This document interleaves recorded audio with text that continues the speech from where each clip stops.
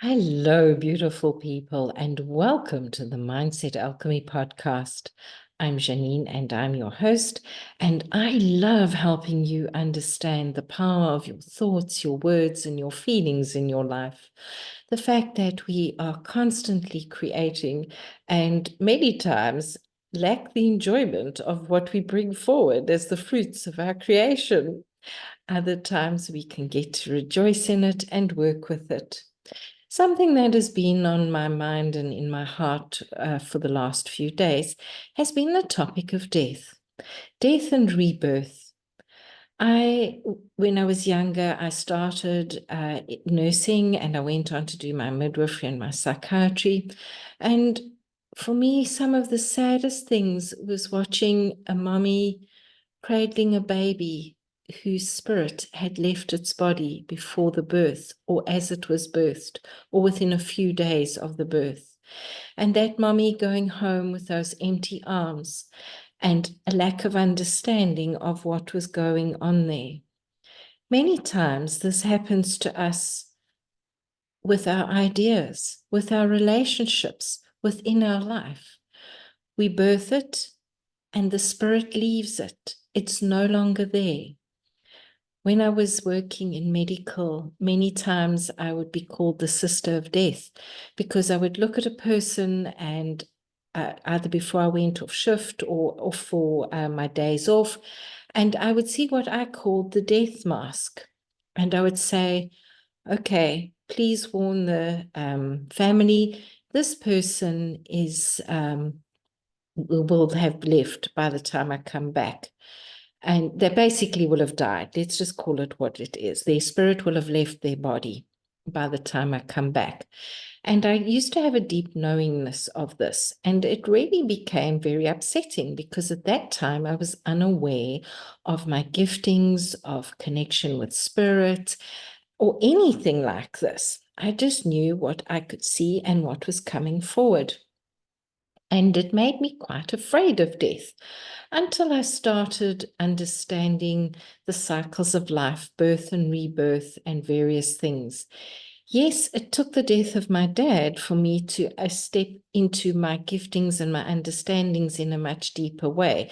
And let me tell you, even that was an interesting story. My dad got bitten by a spider, and because he had other health challenges, the spider bite that should have actually just healed in 3 or 4 days wound up in surgery, wound up with various things, and eventually he slipped into a coma, which he should not have come out of.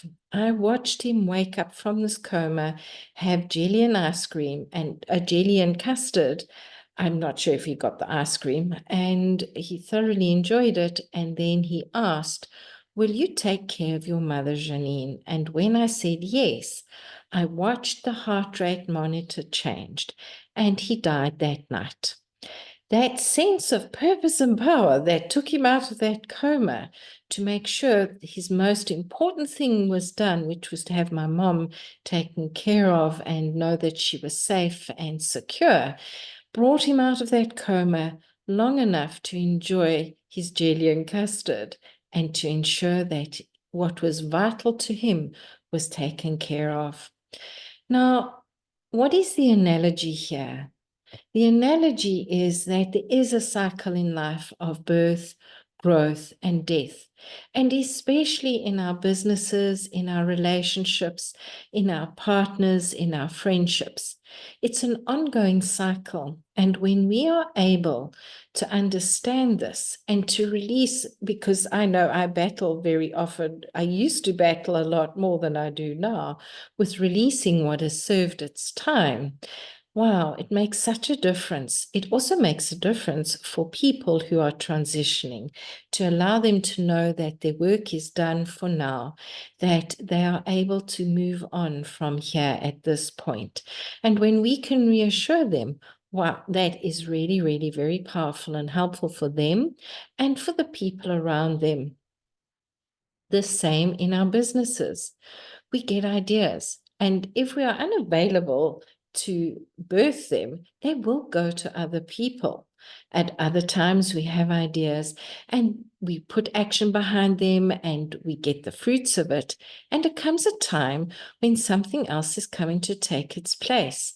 And when we can step forward in the confidence of saying, it's okay. Thank you for having come forward. Your time is done now. And I really appreciated you being here. I appreciated co-creating with you. And I appreciated having you here. That we allow that concept, that program, that whatever it is in our business, it could even be a product, a physical product in our business, to move on, to move beyond, and something else to take its place and its space. So death has an element of grief to it. It has an element of anger. It has all the different stages that Elizabeth Kubler-Ross describes and many others describe.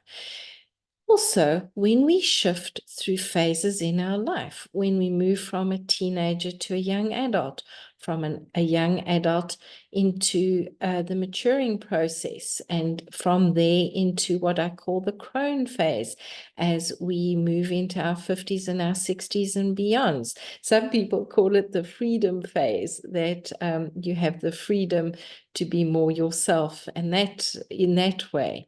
And yet each stage, there is a releasing of the process. So death isn't just the passing of a person and the releasing of their spirit. It can show up in many areas in many ways. And the same when we allow ourselves to let go of our shadow sides. More than allowing them to die, we allow ourselves to have an awareness that as we release them and simultaneously accept them, we are allowing for ourselves to release a lower vibrational area of ourselves and to step forward into a more light way of being, a more light way of understanding. Now think about it. When a person's soul leaves their body, they go back into being part of the light, and the light within their body, the breath within their body goes. The same with relationships that are done, the same with ideas that are done. The light, the energy goes out of it. And when we are able to work with this, understand this, and explore this, it makes a really, really big difference in our lives. Because what it does for us,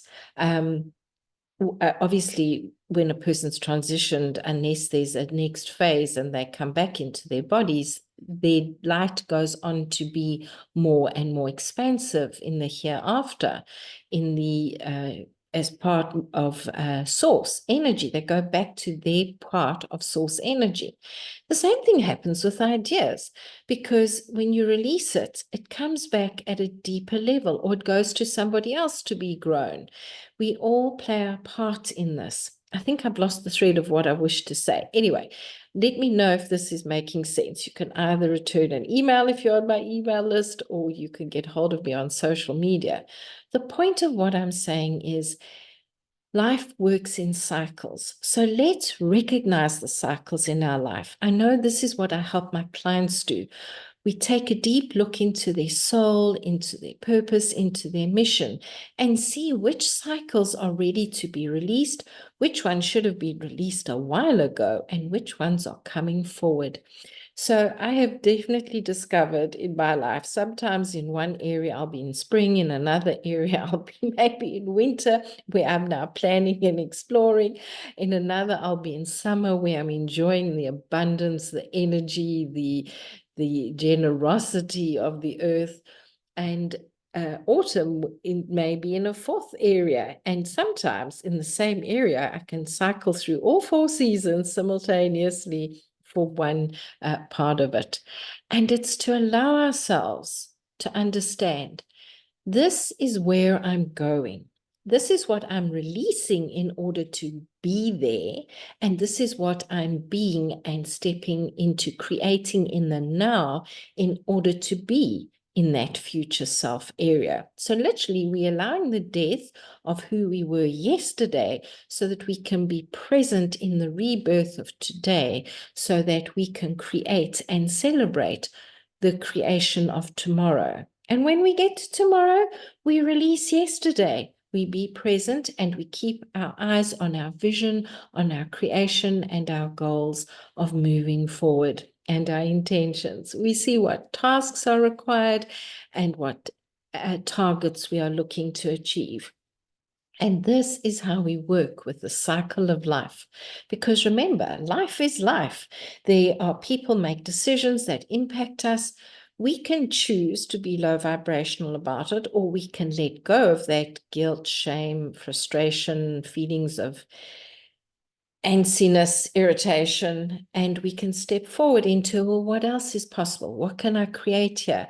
Where can I let go of something, allow the death of something to bring in the light and the life of something better? What else is possible?